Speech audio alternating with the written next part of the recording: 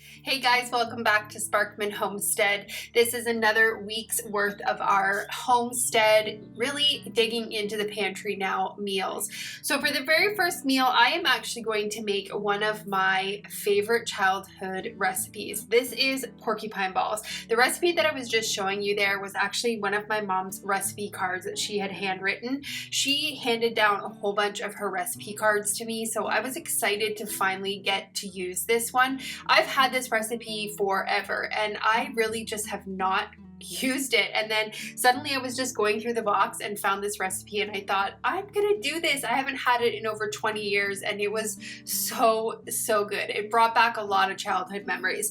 So what I was doing there is I took 1 pound of ground beef, and you can either use half a cup of uncooked rice, but I actually had some leftover rice in my fridge, so I just used it. It was very cold rice and it worked actually perfect for it. Usually when I use uncooked rice, these end up a little bit crunchy, but because I used pre-cooked rice, I really liked the outcome of it. So to this bowl, I'm also adding half a cup of water.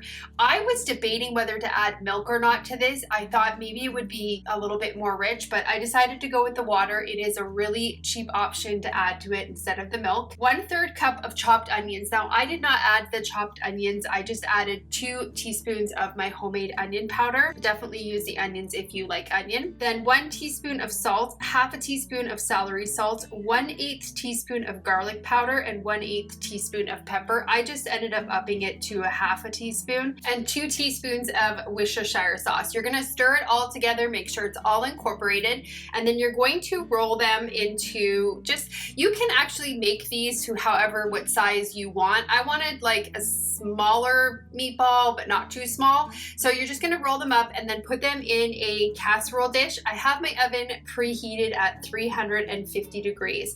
Once you get all of the meatballs rolled out, you are going to top this with some tomato sauce. Now you can use 1 15-ounce can of tomato sauce and 1 cup of water. I decided to actually use just full tomato sauce. So I used, you can see there in the background, I used 1 full 15-ounce can and then almost a second one.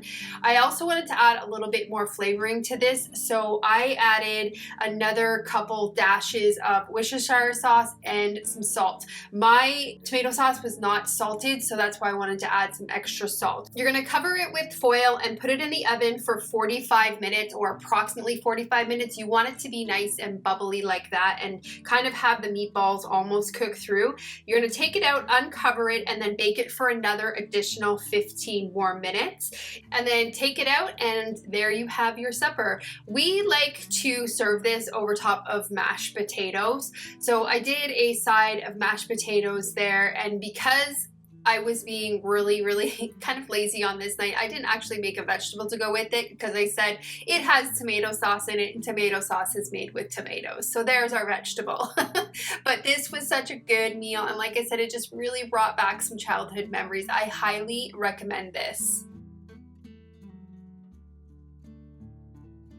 For the next meal, I was going to do something different. I had defrosted some chicken and I thought I wasn't craving what I initially planned. So I decided, upon looking in the fridge, I had some milk that had to get used. So a couple of things came to mind, and Alfredo with chicken and mushrooms popped in my head. So what I'm making this night is some milk Alfredo sauce, because I didn't have any cream, but I had an overabundance of milk and I had the perfect milk Alfredo recipe. I have linked it for you guys down in the video description. Well, not linked it, I actually typed out the recipe for you because I don't know where I got this from, but it is really good if you have milk that needs to get used up. So what I was doing there was I was just cutting up some chicken breast. I just wanted to have it into somewhat bite-sized pieces.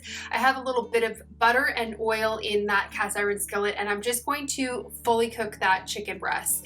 Then in a small sauce pot or a medium-sized sauce pot, you're going to melt 4 tablespoons of butter with 2 large garlic cloves minced, and then you're going to slowly whisk in a 1/4 cup of flour. You're going to keep whisking it and letting it just cook until that flour smell is off and it begins to start to smell a little bit nutty.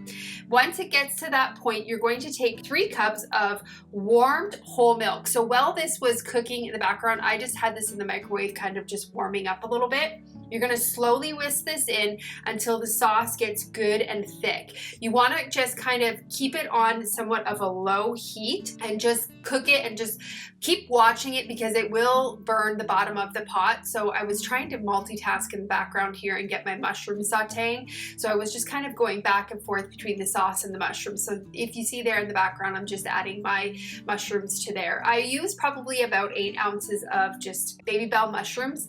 So what I'm doing right here is just whisking it just because it was starting to stick, but you see here it is starting to really boil. It was completely fully cooked. So you're gonna take that off of the heat once it gets to that point.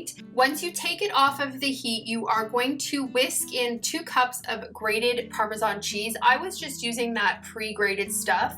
And then you're also going to whisk in half a teaspoon of salt, half a teaspoon of pepper, and then if you want, you can also whisk in 2 tablespoons of fresh chopped parsley. It's completely optional. I actually ended up probably adding about a teaspoon of pepper because we really like a peppered Alfredo sauce. So in the background, I am getting some angel hair pasta cooked. And once the mushrooms were all sauteed, I just decided just to add them to the Alfredo sauce. And I ended up actually adding the chicken to that as well. So it was kind of all like a one pot sauce. I was debating whether leaving the chicken on the side or not, but we both liked it, everything combined. So I did it that way. So that's the angel hair pasta, just salting my water. And then you want to cook this until it is al dente and then just strain it and rinse off, stop the cooking process. And then everything was done. This meal was so good. I love Alfredo sauce and just the combination of those baby bell mushrooms with the chicken, it was just really delicious. So definitely a good meal. And like I said, I have left the ingredients for this Alfredo sauce in the video description for you guys.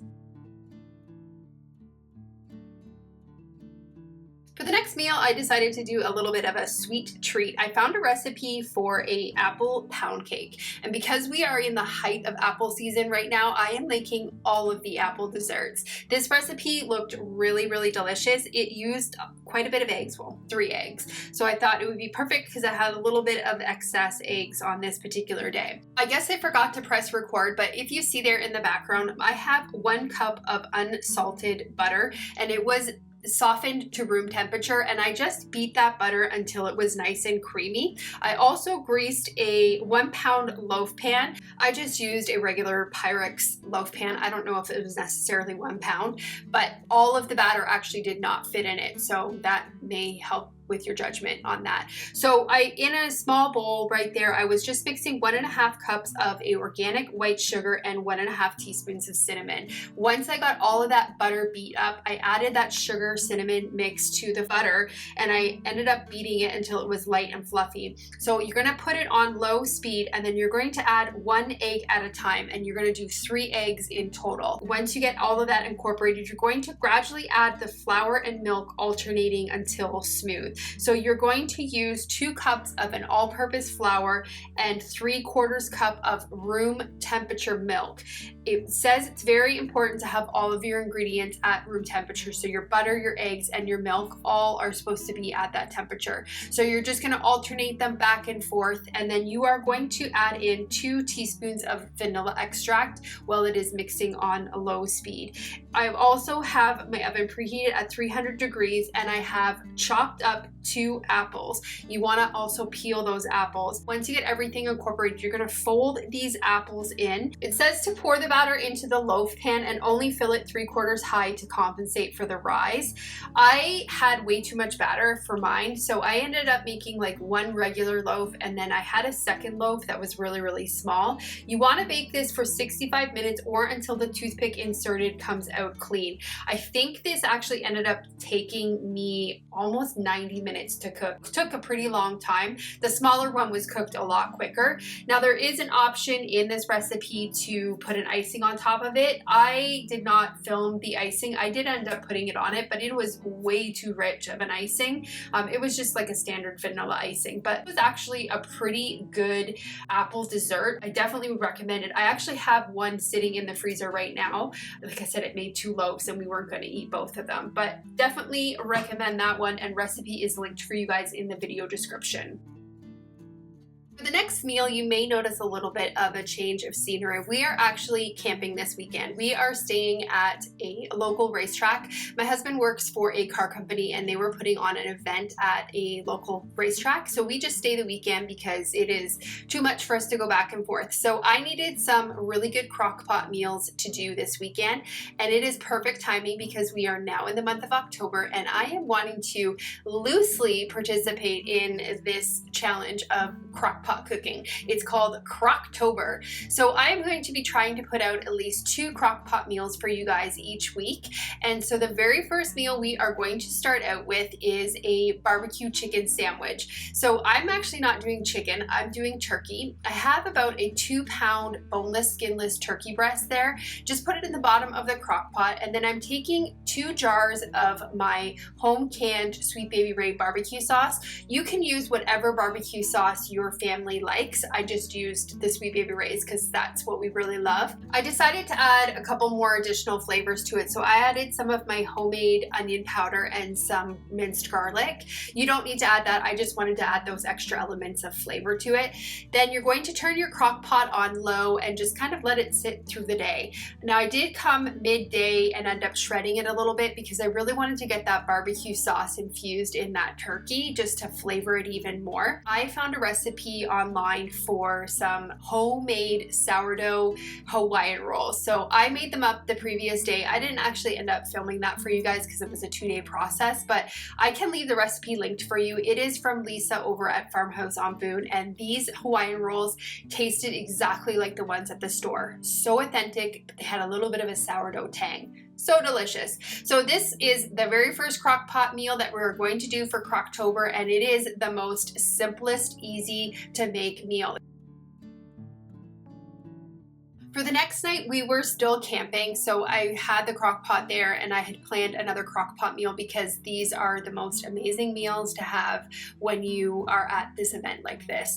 So I took a 3-pound beef roast. I believe this was a arm roast, and I didn't trim the fat off the bottom. I just left a little bit of fat. I should have trimmed it, but I was in a hurry this day. So I just salt and peppered the roast on all sides, and then I'm just going to top it with a little bit of onion powder. You can use 1 yellow onion diced. Then you're going to add in 2 cups of a low sodium beef broth, 1/4 cup of soy sauce. I just used a coconut aminos, 2 tablespoons of Worcestershire sauce, 1 tablespoon of mustard, 3 cloves of garlic minced, and 2 bay leaves. So you're just gonna mix those all up in a separate bowl. Just get it good and incorporated. And once it's mixed up, then you are going to pour it all over top of your roast. Then you're gonna add in 2 bay leaves, put the lid on, and set your crock pot on low. I just realized I didn't even tell you what we were making. We are making a French dip. So at the end of the night, I came and shredded it all up. This was really late at night, and I just wanted to eat. We were both starving. I believe it was like 10 o'clock by the time we got back to the trailer, so this had been in there all day. It was still really delicious. So we didn't make it the authentic way that you really should, which is just taking it and putting it on bread and then melting the cheese on top of it. We just literally just threw everything together. I had pre-made some sourdough ciabattas, so we just put it on that, put a little mozzarella cheese on it, and then just scooped up some of that Azure sauce and had that to dip the bread in. It was a super yummy meal, and this is actually one of my most favorite crock pot meals, and it was perfect for this night. It was a nice warm meal when we were really tired. For the last meal on this video, it is another extremely quick meal. This is my go-to meal when I need something that is really fast. This is my air fryer chimichangas. I think I've actually made these before in another video a couple months ago, but this night was a really rushed night and I needed something really quick, so I thought I would just show you guys again how to make it in case some of you haven't seen it, because this again is such a good go-to meal. So there's a couple of different ways that you can actually make make this.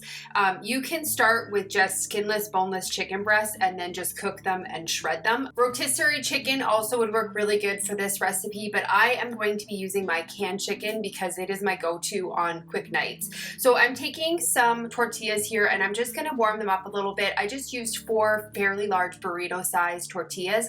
Just put a wet napkin over top of them and just microwave them for 30 seconds. It gets them nice and workable and warm. So I opened up a 4-ounce can of my home canned diced mild green chilies, and then I also grated up approximately 1 cup of cheese. You can use any type of cheese. I think I was using the raw mild cheddar cheese in this.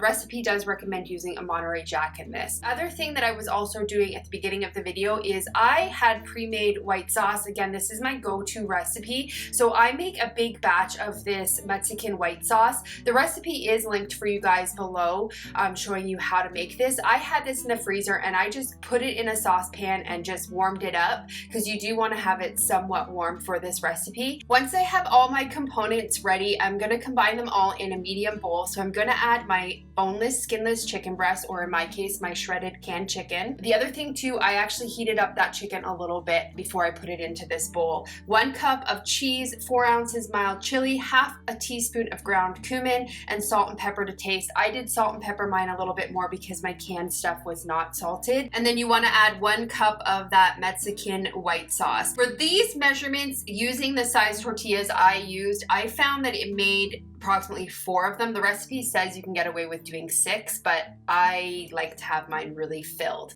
After you stir everything in that bowl, you're gonna take your warm tortillas and you're just gonna make a burrito with them. I am not a burrito making expert, so please don't mind the horrible folding job that I was doing. I think I may have filled this one a little bit too big, and that's probably why I only get 4 of them, because I really stuffed them. So then I have my air fryer heating up in the background. I am gonna put it on 400 and I'm gonna preheat it for 7 minutes. Once it's preheated and these are all assembled, we're gonna turn it on. So again, we're gonna cook it at 400 degrees, and every air fryer may be different. This is just how mine works. You're gonna butter both sides of those chimichangas and you're gonna put it in for 7 minutes. Now it does recommend flipping halfway through. I actually did not do the flipping halfway through and mine still turned out really, really good. If you do not have an air fryer, this recipe actually recommends that you do it in the oven. You're just gonna preheat your oven at 400 degrees and you are gonna bake these for 15 to 20 minutes until they are golden brown. I just like doing the air fryer because it very much mimics like a deep fried, and to me that's kind of what a chimichanga is. Once I take them out of the air fryer, I like to just kind of brush them with some more butter just as like a really nice finishing touch on them. Here I am making the second batch. It does make, with the measurements that I gave you and the size that I like them, it does make 4 chimichangas. So this is the last meal on this video. Like I always say on my meal videos, I hope I gave you guys a little bit of meal inspiration for your upcoming meals this week. And thank you so much for watching. I hope you have a great day or night whenever you're watching this, and see you on the next video. Bye guys.